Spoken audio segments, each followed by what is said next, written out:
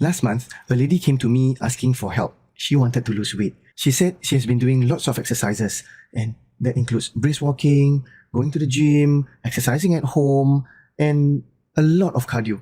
But her weight for the past 3 years did not change. She got very frustrated, and that was why she came to me asking for assistance. So we sat down and started planning. Fast forward 3 months. She lost more than 10 kilograms. And do you know why? You see, all these exercises, all these calories that she burns, it is only part of the equation. What made her change was her ability to stop overeating. You see, many of us, when we want to try and lose weight, we find solutions in fitness, in exercise, in cardio.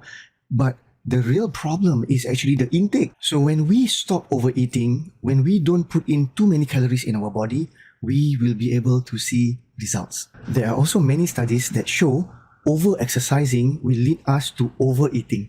Now, I'm not against exercise. I love exercise. But the solution, the answer that we are looking for is in the food. As long as we are able to eat mindfully, control our caloric intake, we should be doing fine in our journey to lose weight.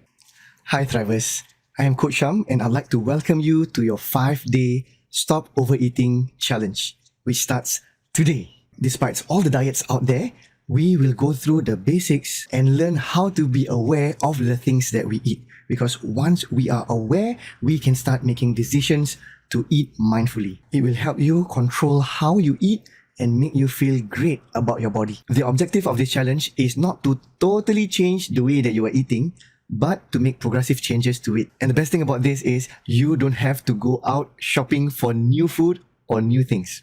If you have not signed up yet, I would like to invite you to come and join us.